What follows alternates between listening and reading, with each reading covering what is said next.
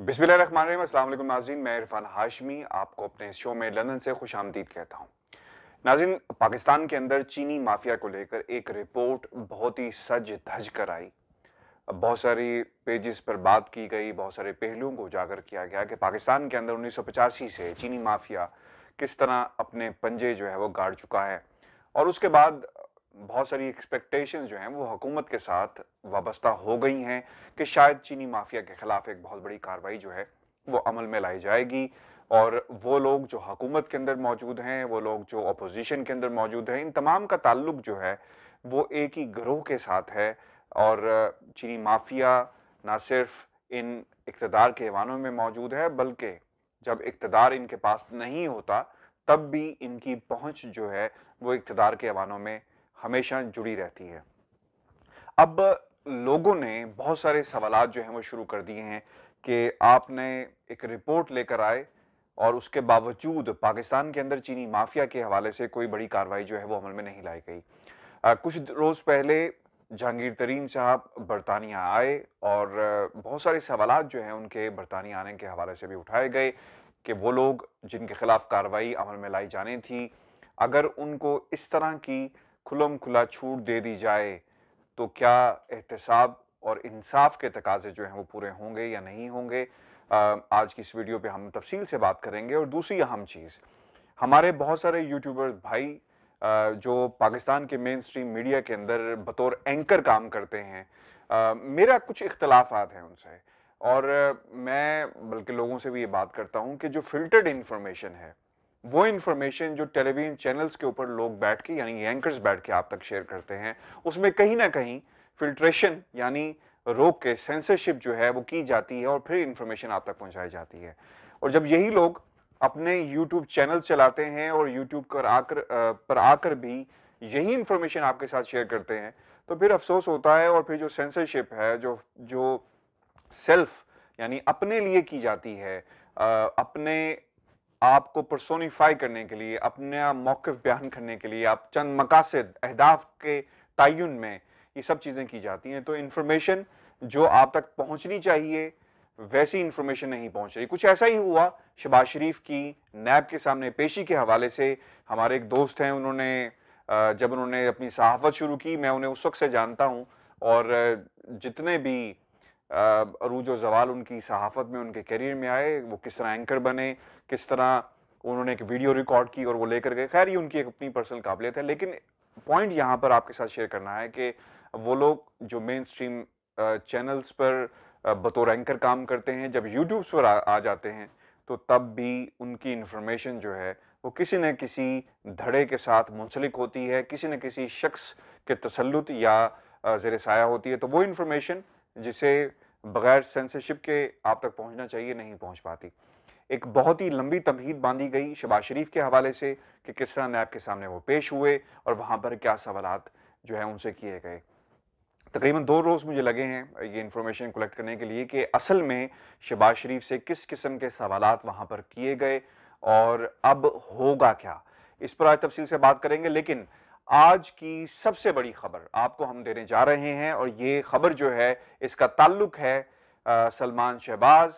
नुसरत बेगम से और अली इमरान से मुतल्लिक, जो इस वक़्त बरतानिया में मौजूद हैं और उनके हवाले से यानी उनके पासपोर्ट्स के साथ क्या किया जाएगा, उनकी जो कौमियत है, नेशनैलिटी है, उसके साथ क्या किया जाएगा पाकिस्तान में, इसके हवाले से हम आज की इस वीडियो में तफ़सील से बात करेंगे। वो तमाम व्यूअर्स जिन्होंने अभी तक मेरा चैनल सब्सक्राइब नहीं किया, चैनल को ज़रूर सब्सक्राइब करें ताकि आपके सामने हम एक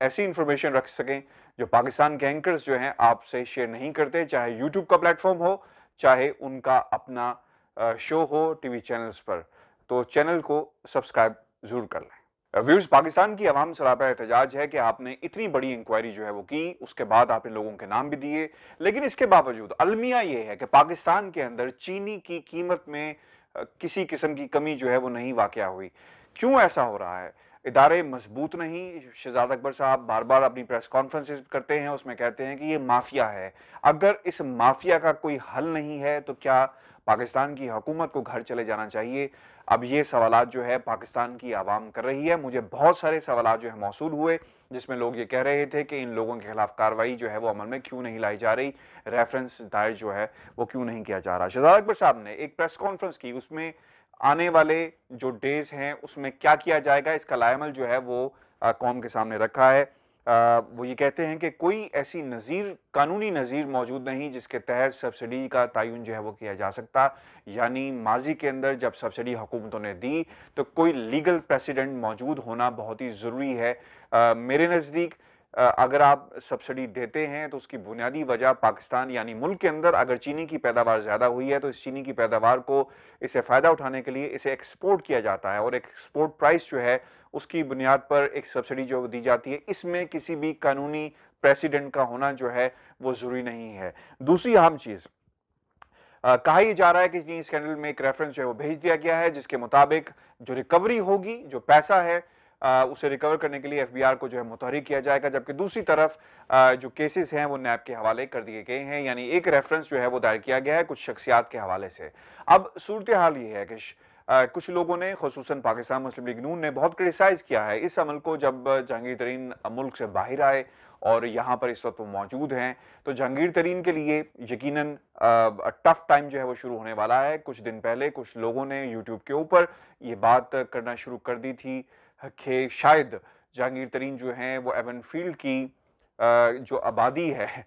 जो लोग बसते हैं इस एवन फील्ड के अंदर, उनसे मुलाकात करेंगे। आबादी का लफ्ज़ मैंने इसलिए इस्तेमाल किया क्योंकि अब वहाँ पर एक नहीं, दो नहीं, बल्कि पूरे का पूरा ख़ानदान, पूरे का पूरा कुंबा जो है वो मौजूद है और वहाँ पे आबादी में इजाफा हो रहा है, यानी लोग जो हैं पाकिस्तान से भाग कर आने वाले दिनों के अंदर भी यहाँ पर आएंगे। अब आपको ये बता दें कि जहांगीर तरीन की किसी किस्म की मुलाकात जो है वो मुमकिन नहीं है कि वो नवाज शरीफ से मिले और शायद एक अलायंस जो है, मुत्तहिदा महाज जो है हुकूमत के खिलाफ बनाए। उसकी बहुत सारी वजूहात हैं जिसमें सबसे बड़ी वजह ये है कि उनके बहुत गहरे जो जो बड़ी ज़बरदस्त किस्म की रूट्स जो हैं वो मौजूद हैं पाकिस्तान तहरीक इंसाफ के लोगों के साथ और किंग मेकर जो है समझ जाते हैं। तो इस किस्म की सूरत हाल, यानी इस किस्म की कोई इन द नियर फ्यूचर कुछ ऐसा जो है वो नहीं हो सकता। जहाँ तक पाकिस्तान में चीनी की कीमतों का ताल्लुक है तो हुकूमत को इस पर ज़रूर जो है एक स्टेटमेंट जारी करनी चाहिए कि ये अभी तक माफिया, किस किस्म का माफिया जो है वो ऑपरेट कर रहा है, क्योंकि अभी तक वो लोग जो चीनी माफिया के हाथों जलील ख्वार होते आए हैं, उनका इस्तेहसाल होता रहा, उनको रिकवरीज करके देना जो है बहुत ही ज़रूरी होगा। लेकिन 85 रुपये किलो चीनी का फ़रोख्त होना, 81 रुपये चीनी का फ़रोख्त होना, ये समझ से बाहर है। इसका मतलब ये हुआ कि ये माफिया बहुत मजबूत है और पाकिस्तान की हुकूमत जो है बहुत ही कमज़ोर है और इस माफिया की जड़ें कहाँ कहाँ पर मौजूद हैं, चीनी की कीमत में बतदरीज इजाफे से हम अंदाज़ा लगा सकते हैं। एक और इम्पॉर्टेंट चीज़ व्यूअर्स यहाँ पर आपके साथ शेयर करना ज़रूरी है कि हमें कपास की काश्त की तरफ जाना होगा। इस पर इंशाल्लाह हम बहुत जल्द जो है एक सेपरेट वीडियो भी करेंगे और आपके सामने हक़ाइक़ रखेंगे कि किस तरह चीनी माफिया ने पाकिस्तान के अंदर से कपास की काश्त को जो है वो ख़त्म किया और इसके कॉन्सिक्वेंसेस पाकिस्तान की आवाम जो है वो भुगत रही है और आपके सामने है। दूसरी अहम खबर जिसके बारे में बहुत सारी यूट्यूब वीडियोस जो हैं वो आपके सामने आई, अंदर का अहवाल जो है वो बयान किया गया शहबाज शरीफ की नैब के सामने पेशी, और बताने वालों ने, मंजर कशी करने वालों ने जिस किस्म की मंजर कशी की कि वो वहाँ पर बैठे 1.25 घंटे, उनसे सवालात किए गए, उनके सामने रिकॉर्ड रखा गया, फिर उन्हें जेब से हैंड सैनिटाइज़र निकाला और अपने हाथों को साफ़ किया और फिर वो जो रिकॉर्ड उनके साथ शेयर किया गया था कि किस तरह उनके अकाउंट में पैसे आए, किस तरह उनके बेटों के ज़रिए जो है वो अकाउंट में पैसे जो है मुंतकिल किए गए। फिर बहुत सारे जो बयान हल्फी का वहाँ पर जिक्र किया गया, कितने लोगों का जो है वो बयान हल्फी मौजूद हैं जो उन्हें दिखाए गए, जिस पर उन्होंने ये भी कहा कि कैमरे को बंद किया जाए वगैरह वगैरह। मेरा एक सवाल आप तमाम दोस्तों से है, हमने भी मैंने खुद भी फील्ड रिपोर्टिंग की है अदालतों के अंदर। जब जुडिशल कमीशन बनाए जाते थे तो हम वो लोग जो कमीशन के सामने पेश होते थे, चाहे वो हुकूमत से जिनका ताल्लुक हो या फिर वो लोग जिनको बुलाया जाता था कमीशन के सामने पेश होने के लिए, उनको ज़रूर अप्रोच करते थे। कोई ना कोई सवालात, कोई ना कोई लीड हमें ज़रूर मिलती थी, लेकिन इतनी डिटेल कि उन्होंने फिर जेब में हाथ डाला और हाथ डालने के बाद वहाँ से हैंड सैनिटाइज़र निकाला और फिर सामने रखा। आई थिंक ये जो एंकर्स हैं इनको क्योंकि ये एक मकाम पे बैठे हुए हैं, लोग इन्हें सुनते हैं, इनके व्यूज़ एकदम बढ़ जाते हैं। आप सर्विसेज को एंगेज करें, you can not only increase your viewers, you not only can increase your subscribers. तो मेरा ये सवाल है कि इतनी डिटेल, यानी अगर ये इंफॉर्मेशन किसी शख्स ने इनके साथ शेयर की है वो भी गलत है। अगर किसी शख्स ने जो सवालात इनके साथ जो जिस तरह जो खाका खींचा गया, जिसके बारे में कहा गया कि ये तमाम सवालात ऑन कैमरा थे, यानी किसी किस्म की इंफॉर्मेशन जो है वो बाहर नहीं जाएगी, तो बादियों नज़र इसके कि ये सामने कौन है, किसे सवालात किए जा रहे हैं, ये दोनों चीज़ें जो हैं वो गलत हैं और नैब की ट्रांसपेरेंसी पर बहुत सारे सवालात जो हैं वो उठते हैं। नैब के अंदर बहुत सारी काली भेड़ें मौजूद हैं। जिस दिन शहबाज शरीफ को मॉडल टाउन से गिरफ्तार करना था, लोगों ने तरह तरह की बातें जो हैं वो शेयर की आपके साथ, टेलीविज़न स्क्रीन्स पर आकर, मीडिया के सामने, यूट्यूब चैनल्स के ऊपर, अपने अकाउंट्स के ऊपर। लेकिन मैं आपको कन्फर्म कर रहा हूँ कि शहबाज शरीफ मॉडल टाउन के घर में ही मौजूद थे। नैब की टीम अंदर गई और उनके साथ अंदर ही मुलाकात की गई। शहबाज शरीफ, इसकी बड़ी वजह, इसकी बड़ा सबूत जो है, जब अगले दिन वो अदालत में पेश हुए हैं तो वो मॉडल टाउन के अपने घर से ही निकल कर अदालत पहुंचे हैं। इस तरफ किसी शख्स ने, किसी यूट्यूबर ने आपकी तवज्जो जो है वो नहीं दिलवाई। लेकिन मैं आपको बहुत ही बावसूख ज़राए से ये कन्फर्म कर रहा हूँ कि नैब के बहुत सारे कारिंदे, यानी इन्हें कारिंदे इसलिए मैं कह रहा हूँ, इन एहलकार, ये अफसरान, बहुत सारे ऐसे लोग हैं जो इस माफिया से मिले हुए हैं। फाइल्स जो हैं वो पहले ही पहुंचा दी जाती हैं। वहाँ पर उस दिन क्या हुआ ये बताना आपके लिए, आपके सामने रखना बहुत ही ज़रूरी है, क्योंकि मैंने एक लंबी तमहीद बांधी है इन केसेस के हवाले से। उस दिन क्या हुआ और लोग किस तरह इसको जो है मैनिपुलेट करते हैं। शहबाज शरीफ के सामने सवालनामा रखा गया है। सवालनामे में उन्होंने क्या कहा, उनका कहना था कि मुझे मेरे वकील की मौजूदगी में जो आप मुझसे सवाल कर रहे हैं मैं जवाब दूंगा और मैं पाबंद नहीं हूँ अपने वकील के बगैर आपके सामने किसी भी सवाल को रखने का। ये उनका कहना था और जो सवालनामा है शहबाज शरीफ को दे दिया गया है। इस पर नैब ने ये ज़रूर कहा कि हमने आपको इससे पहले भी सवालनामा दिया, लेकिन आपने किसी सवाल का जवाब हमें नहीं दिया। आपके बेटों ने अकाउंट्स को इस्तेमाल किया है, वो कहाँ हैं, और उनके साथ जो भी राब्ता कर रहा है, ये ज़रूर सवालात उनसे भी किए जाएं कि ये पैसे आपके अकाउंट्स में कैसे आए। इस पर शहबाज शरीफ ने वही जवाब दिया जो पहले देते आए हैं कि मुझसे मेरे बेटों के बारे में किसी किस्म का सवाल जो है वो नहीं ना किया जाए। जो कुछ उन्होंने किया, यानी सलमान ने जो कुछ किया, ये सवाल जो है उससे पूछा जाए किसके अकाउंट में कितने पैसे आए, ये जवाब जो है वो देंगे। तो इस किस्म की, अगर मैं ये कहूँ कि कुछ नया नहीं था, बल्कि वही सवालात जो पहले किए गए वही दोबारा उनके सामने जो हैं वो रखे गए। लेकिन शहबाज शरीफ ने एक बात ज़रूर कही है कि इन तमाम सवालों का जवाब जो है वो सलमान देगा या फिर अली इमरान या ख़ानदान के बाकी लोग जो हैं। इससे मेरा ताल्लुक़ नहीं है और मैं इसके बारे में कुछ नहीं जानता। अगर आपको सवालात का जवाब चाहिए तो आपको मुझे रिटन देने होंगे और मैं अपने वकील से मशावरत के बाद आपके सामने ये जवाब जो है वो रख दूंगा। नाज़रीन, जाते जाते आपको एक जो इम्पोर्टेंट खबर आपके साथ शेयर करनी है। अब होने क्या जा रहा है शहबाज शरीफ के ख़ानदान के बाकी लोगों के साथ जो इस वक्त बरतानिया में मौजूद हैं, और ये इस वक्त की सबसे बड़ी खबर है। हुकूमत पाकिस्तान ने, इदारों ने अब सोच लिया है कि सवालनामा दिया गया, शहबाज शरीफ ने किसी किस्म का